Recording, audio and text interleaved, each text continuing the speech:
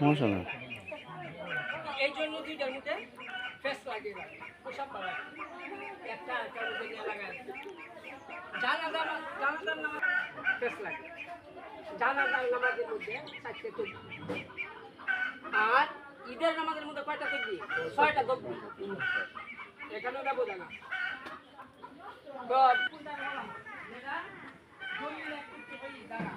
শক্তিশালী দলিল দ্বারা যেটা প্রমাণিত ফরজ বলা হয় কোন নামাজের মধ্যে ফরজ ছুটে যায় নামাজ মনে করবে দেশে এটা হলো ফরজের দাবি হবে ফরজ হলো প্রথমত ফরজ একটা দুইটা ফরজের মধ্যে একটা হলো দাঁড়ায় নামাজ পড়ে জানাজার নামাজ দাঁড়ায় পড়তে হবে যদি কোনো ব্যক্তির কোনো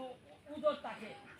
সে যদি অপারগ থাকে দাঁড়ায় যদি সে সক্ষম না হয় তাহলে সেই ব্যক্তি কেবলমাত্র বা বৈশাখ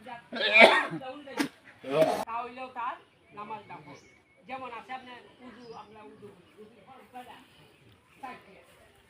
সমস্ত মুসলমানদের যৌথ করা হাত যৌথ করা মাথা মাথা করা আর পা কাশি সহ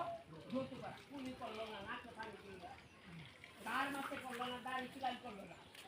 তিনবার করলো না শুধুমাত্র একজনকে মুখ